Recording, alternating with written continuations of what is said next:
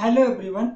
Premium mobile segment में एक समय सिर्फ दो कंपनियों का दबदबा था, एप्पल और सैमसंग। लेकिन फिर एक कंपनी आती है, वन प्लस, जो इन दोनों को टक्कर देना शुरू करती है, वो भी मिड रेंज बजट में। और कुछ ही सालों में इसने प्रीमियम मार्केट सेगमेंट का 40% मार्केट कैप्चर कर लेता है।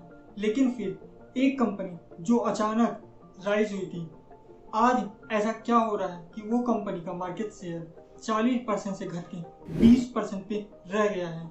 और इस कंपनी के फाउंडर ने भी कंपनी छोड़ के दूसरी स्टार्टअप शुरू कर दिया है। एक समय जिस कंपनी को उम्मीद नहीं थी कि उसका पहला फोन 10 लाख तक बिकेगा, इसी कारण से उसने अपने फोन सिर्फ 1000 यूनिट बनाए थे, आज वो कंपनी स्ट्रगल कर रही है। ये सब जानेंगे आज के वीडियो में। So let's start the video.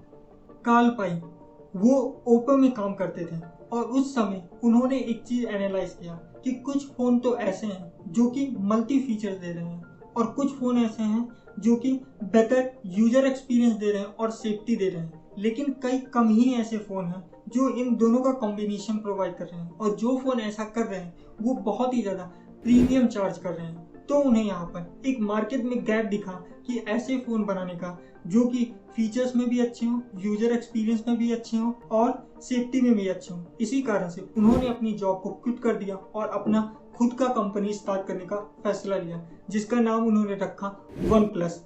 अब जब उन्होंने अपनी कंपनी स्टार्ट करने का फैसला लिया तो उनके एम्प्लॉयज में उन्होंने एक कॉमन फैक्टर देखा कि सबके सब एप्पल का फोन यूज कर रहे थे, क्योंकि उनके सॉफ्टवेयर अच्छे होते थे, उनका यूआई बहुत अच्छा होता है।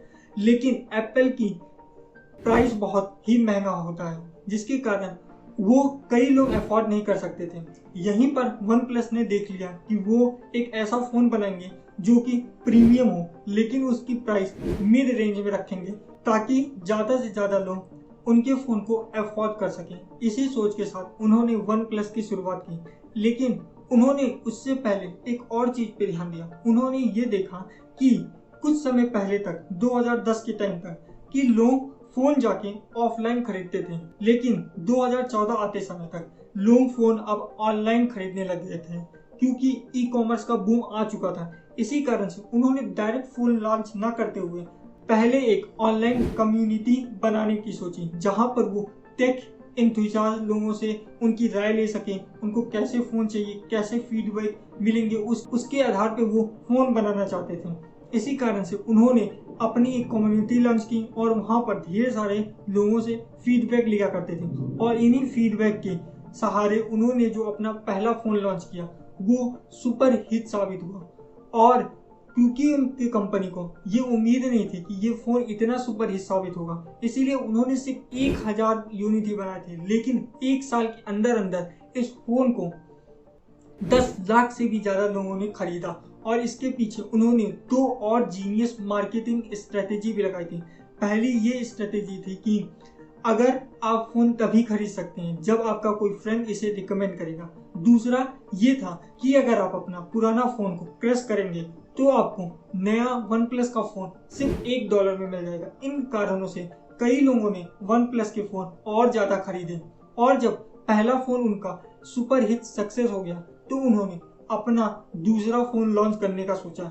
लेकिन दूसरा फोन उतना ज्यादा सफल नहीं हो पाया, बल्कि वो बुरी तरीके से फ्लॉप हो गया। क्यों फ्लॉप हो गया? इसके पीछे की वजह ये थी कि उन्होंने इसमें जो स्नैपड्रैगन का 800 सीरीज यूज किया था वो उस समय हीटिंग इशू के कारण खराब था, और जब इन्होंने यही यूज किया अपने फोन में तो फोन में भी हीटिंग इशू आने लगे, फिंगरप्रिंट में रिस्पॉन्स नहीं आने लगा, और इसी कारण से ये फोन बुरी तरीके से फ्लॉप हो गया था। और फिर उसके बाद उन्होंने ये सोचा कि अब ऐसा करते हैं कि हम प्रीमियम मार्केट को तो क्रैक कर लिए, तो ऐसा ना हो कि हम बजट मार्केट को भी क्रैक करें। इसीलिए जो इन्होंने नेक्स्ट फोन लॉन्च किया वो उन्होंने बजट मार्केट को ध्यान में रखते हुए सस्ता फोन लॉन्च किया। लेकिन क्योंकि इनकी कम्युनिटी ऐसी थी जो प्रीमियम फोन चाहती थी मिड रेंज में, तो इनकी कम्युनिटी ने अच्छा रिस्पॉन्स नहीं किया। और साथ ही साथ क्योंकि बजट फोन मार्केट में ढेर सारा कंपटीशन पहले से था, इन कंपटीशन और इनकी कम्युनिटी इनका साथ ना मिलने के कारण बैक टू बैक इनके दो फोन फ्लॉप हो गए।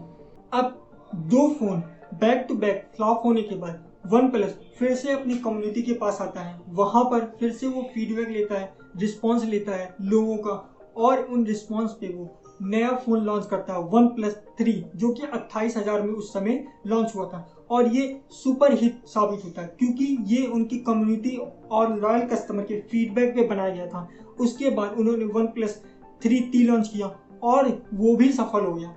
इससे उन्हें समझ में आ गया था कि उनकी कस्टमर उनको पसंद इसलिए करती है क्योंकि वो प्रीमियम फोन मिड प्राइस में देती है। उसके बाद उन्होंने ढेर सारे और फोन लॉन्च किए, one plus 5, one plus 5T, और सब कुछ सफल होने लगा। यहाँ से वन प्लस एकदम सक्सेस के रास्ते पे चल गई थी और यही वो समय था जब इन्होंने 40% से ज्यादा मार्केट से कैप्चर कर लिया था। लेकिन फिर पेंडेमिक हो जाता है। अब पेंडेमिक में प्रॉब्लम ये हुई कि इन्होंने ये सोचा कि अब लोगों के पास पैसे की कमी हो चुकी है, तो क्यों ना फिर से हम लोग बजट फोन बनाते हैं, बजट फोन चलना शुरू हो जाएगा। और उस समय उन्होंने नॉट फोन लॉन्च कर दिया वन प्लस का, और ये फोन बहुत ही ज्यादा सक्सेसफुल हुआ था, बहुत ही ज्यादा बिका था। लेकिन प्रॉब्लम यही हो गई कि इन्होंने फिर से अपना फोकस खो दिया, जिसके कारण इनका जो लॉयल कस्टमर था वो इनसे नाराज था, और इन्हीं कारणों की वजह से इस कंपनी से लॉयल कस्टमर जाने लगे और इनकी ब्रांड वैल्यू नीचे होने लगी। और इनको जो माना जाता था कि ये एप्पल और सैमसंग के प्रीमियम कॉम्पिटिटर हैं, उनसे लोग अब ये भी नहीं मान रहे थे। और फिर बाद में इनकी सेल नीचे गिरने लगी, और जिसके कारण इनकी जो पेरेंट कंपनी थी BBK इलेक्ट्रॉनिक्स, उन्होंने ओप्पो का और वन प्लस का मर्जर करा दिया। जिसके कारण अब क्या होने लगा कि ओप्पो और वन प्लस दोनों सिमिलर जैसे फोन बनाने लगे, और फिर इनको देख के इनके जो थोड़े बहुत लॉयल कस्टमर बचे हुए थे वो भी इनसे जाने लगे। और इन्हीं कारणों की वजह से जहां पर इनके पास पहले मार्केट का 40% शेयर था, वो घट के 20% पे आ गया। अब इससे हमें क्या सीखने को मिलता है? यहाँ पर हम दो चीजें सीख सकते हैं।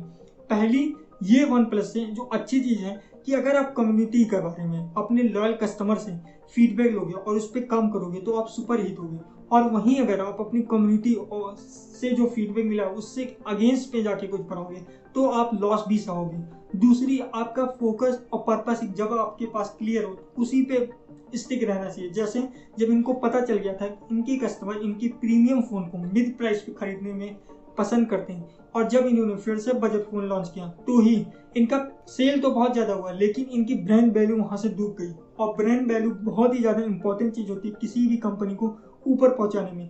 और यही कारण है कि इनकी जहाँ 40% मार्केट शेयर थी वो घट के 20% में रह गई।